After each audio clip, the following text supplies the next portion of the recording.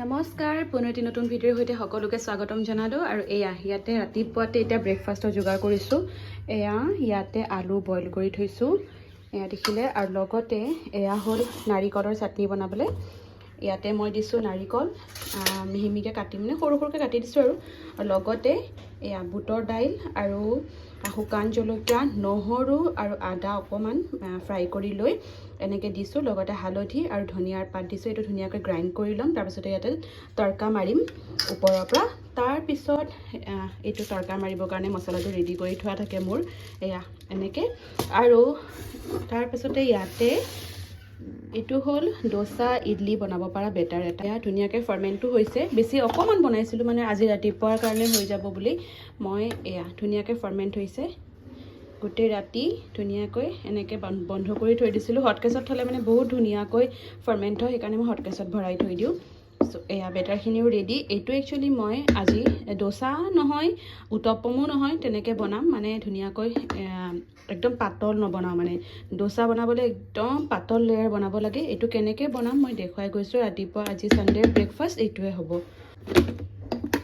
বহুত দেৰিলৈকে খোৱা হয়, দেখিছে নহয়, একদম ফেচ একদম চুৱেল হৈ আছে। আৰু এতিয়া বৰ্তমান ব্ৰেকফাষ্টৰ ৰেডি কৰিছোঁ। বাকী একো কাম কৰা নাই, কাৰণ ছানডে অকণমান লেটকৈ গোটেইখিনি আৰম্ভ হয়, ৰাতিপুৱাটো লেটকৈ হয়। চ' এতিয়া ব্ৰেকফাষ্ট কৰি উঠি হাজবেণ্ড আৰু অস্কাৰ দুয়োটা যাব বজাৰলৈ, অলপমান বজাৰ আনিব আছে, সেইবোৰ কৰিব। আৰু অস্কাৰে এতিয়া ফেচ ৱাছ কৰিছে, উঠিছেহে সি জাষ্ট। আমি উঠি কিনে আমি দুয়োটা অকণমান চাহ খালোঁ। চ' এতিয়া মই ব্ৰেকফাষ্টখিনি বনাই লওঁ। বইল কৰি থোৱা আলুখিনি এতিয়া ভাজিবলৈ কেৰাহীত তেল দিলোঁ, লগতে জিৰা অকণমান দিলোঁ, লগতে কেঁচা জলকীয়া আৰু তেলখিনিতে মই হালধি আৰু নিমখ দি দিছোঁ। ইয়াতে আৰু বাকী একো মছলা ব্যৱহাৰ নহয়, ইয়াতে অকণমান সৰহকৈ জিৰা ব্যৱহাৰ কৰা হয়, কাৰণ আমি আলু জিৰা বনাবলৈ লৈছোঁ। চ' এয়া আলুখিনি অকণমান ধুনীয়াকৈ ফ্ৰাই কৰি উঠি ইয়াতে মই ধনিয়া আৰু অকণমান পানী দি ঢাকোন লগাই খুব একদম কম জুইত সিজিবলৈ থৈ দিম।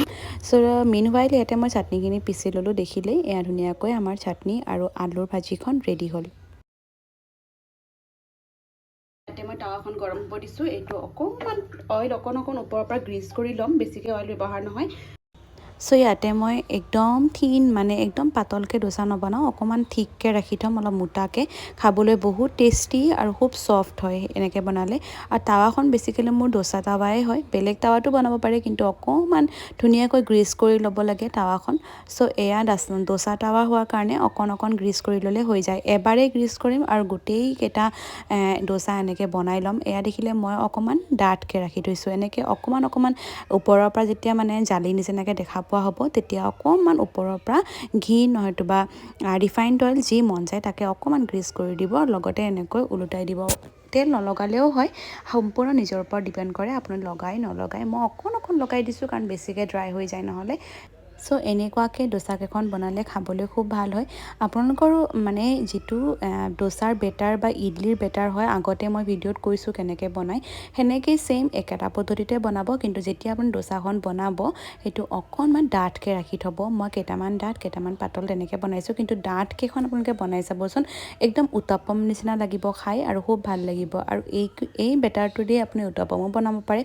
ডাঠকৈ ৰাখি থৈ ধুনীয়াকৈ টাৱাখনতে ইফাল সিফাল কৰি লৈ ওপৰৰ পৰা পিঁয়াজ, কেপচিকাম নহ'লে বিলাহী তেনেকৈ সৰুকৈ কাটি ওপৰৰ পৰা দি দিব। চ' এয়া গৰমে মই আলুৰ ভাজিখন, লগতে ডোচা আৰু লগতে নাৰিকলৰ চাটনি মই ছাৰ্ভ কৰিলোঁ। আজি ছানডে ব্ৰেকফাষ্টত আছিলে, খুব ভাল লাগিলে খাই। আপোনালোকে এবাৰ ট্ৰাই কৰি চাব। আৰু ডেফিনেটলি এই ৰেচিপিটো আপোনালোকে ল'ৰা ছোৱালীৰ লাঞ্চ বক্সৰ কাৰণেও দিব পাৰে, কাৰণ একদম ধুনীয়া হেল্ডি ৰেচিপি এটা।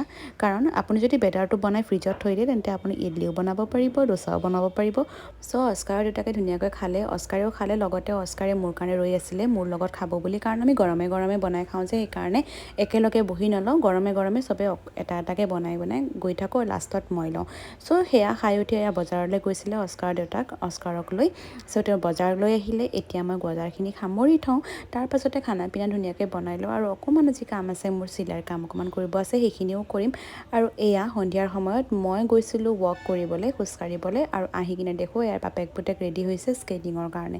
চ' এইখিনি সময় এতিয়া মই ওপৰলৈ যাম, আৰু অস্কাৰৰ দেউতাক এতিয়া স্কেটিং কৰিবলৈ যাব। সি নতুনকৈ শিকিছে, কিন্তু বহুতখিনি পাৰা হ'ল। এতিয়া সি ছিংগল হুইলত ধুনীয়াকৈ চলাব পৰা হৈছে। এয়া দেখিছেই নহয়, অকণমান স্পীডটো কমি আছে, আৰু দুদিনমান ভালকৈ প্ৰেক্টিছ কৰিলে সি ধুনীয়াকৈ চলাব পৰা হ'ব। একচুৱেলি মাজতে বহুত দিন গেপ হ'ল, সেইটোৰ কাৰণে তাৰ অকণমান সময় লাগিলে। চ' আজিৰ ভিডিঅ'টো চাই কেনেকুৱা পালে কমেণ্ট বক্সত জনাবলৈ নাপাহৰিব যদি ভাল পালে লাইক কৰিব কমেণ্ট কৰিব আৰু যদিহে নতুনকৈ আহিছে মোৰ পেজটোলৈ তেন্তে ফ'ল' কৰি দিব যদিহে মোক ইউটিউবত চাইছে তেন্তে ছাবস্ক্ৰাইব কৰি বেল আইকনটো প্ৰেছ কৰিব নাপাহৰিব পুনৰ নতুন ভিডিঅ'ৰ সৈতে লগ পোৱাৰ প্ৰতিশ্ৰুতিৰে আজিলৈ বিদায় মাগিছোঁ বাই বাই